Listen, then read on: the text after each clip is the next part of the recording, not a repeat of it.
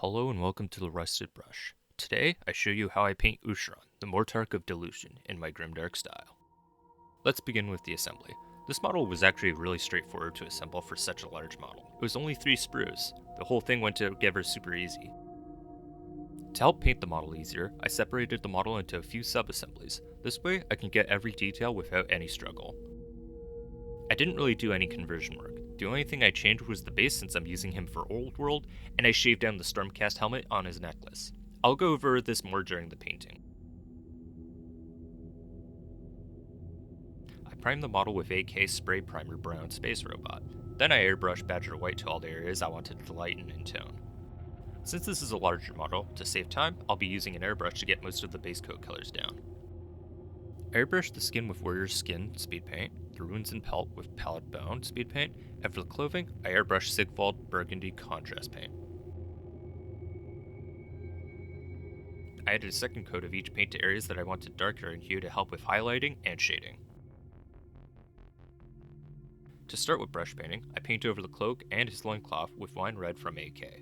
The idol on his necklace is also painted with the wine red as well. Now came the longest part of painting the model, which was painting lines all across the highlighted areas of the clothing. I start by using a mix of wine red and vermilion red. This is to help simulate texture on the clothing and to give it some nice vibrance. Once that's done, I highlight those lines now with scarlet red. Doing these lines took a good hour and a half, which is why it's important to keep your mind distracted by listening to something while you do something like this. Patience is a great virtue, and it's important not to get lazy with a step like this or it can ruin the look you're trying to achieve. I really enjoyed the result of this afterwards. It was super satisfying to finally finish.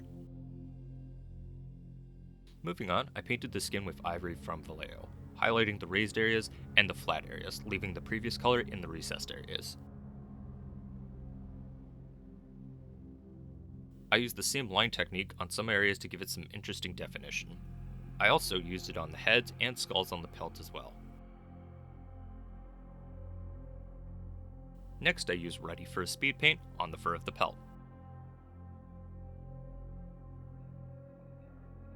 And once it's dry, I paint over it with hardened leather to give it a darker weathered look. Now, going to metallics. I use old gold from AK on the mace, the trim of the armor, and some of the jewelry.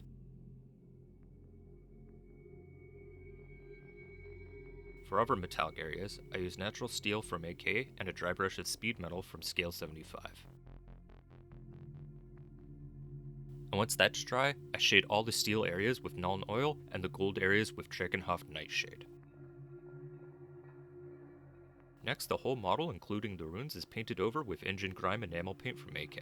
This will darken and add grime to the whole model. It wouldn't be a Grimdark model without grime.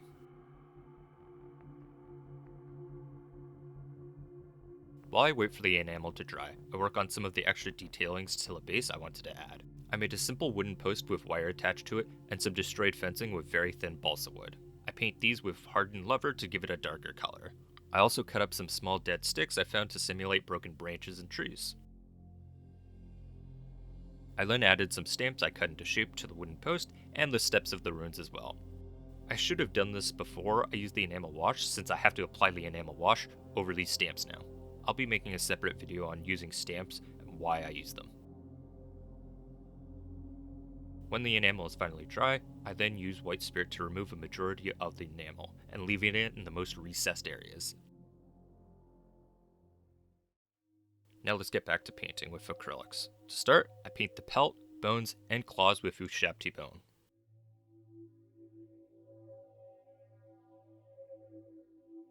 I then highlight the skin with another layer of Vallejo ivory. I want the skin a bit more pale and sickly looking. I felt that the fur of the pelt was a bit too light in tone for me, so I used Nuln Oil to tone it down a bit. I also used Nuln Oil in between the bones and nails of the model to give it a better contrast and transition between the skin color and the bone color. Next up, I used thinned down Drakenhof Nightshade to paint veins on the skin. Make sure to have a very small amount on your brush, as you don't want to overdo this as you will tint the skin blue. Less is more when you're doing something like this. Now I wanted to really make the recessed areas to have a creepy, muscly feeling to them. I mix engine grime and blood for the blood god paint and put it in those areas. This is also done to the cheeks and eye sockets of the head.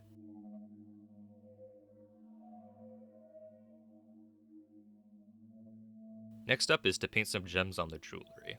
To start with the green gems, I use thinned down dark green from AK. The metal underneath helps the gem look the way it is, and this is why you have to thin down your paint. For the other gems I didn't paint green, I use AK dark Prussian blue in the same way. Going back to the green, I paint a highlight of AK deep green in the shape of a small crescent moon, and then highlighted that with greenish white from AK. For the blue, I did the same thing, but with deep blue and a highlight of deep blue mixed with white.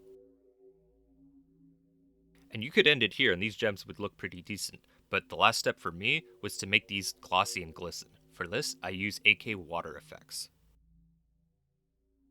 The end result is super satisfying and was one of my favorite parts to paint. While I was painting the gems, I also used white alchemy and elven gold from scale 75 to some of the jewelry bits, to make each metal seem unique and different from one another. Moving on, everywhere but the skin gets a treatment of NATO rain marks and enamel paints to simulate dust and make his attire feel more aged without rusting it. He is supposed to be a king, and I want him to look the part. Next up, I paint the pupils white, as the stone in his head as well, and the idol on his necklace.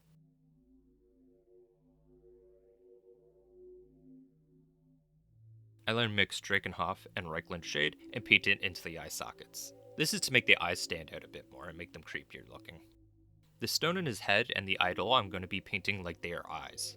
I then paint the iris of the eyes with a black border, then with scarlet red, a blank circle in the middle, and a small white dot in the middle. I do this in my previous video on the Vulgar Elf if you wanted to see a better in-depth look at that. On the idol in specific, I was trying to make a nod to the Behelit from Berserk, and it's not a one-for-one reference, but I think it came out great. Next I paint verdigris from Vallejo onto the golden trim of the armor. Just not too much, just a small amount, and I wipe away the excess.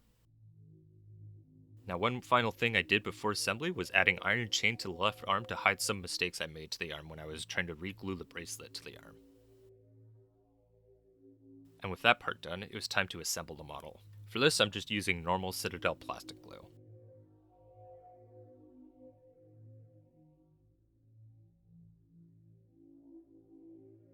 One final detail I added was blood.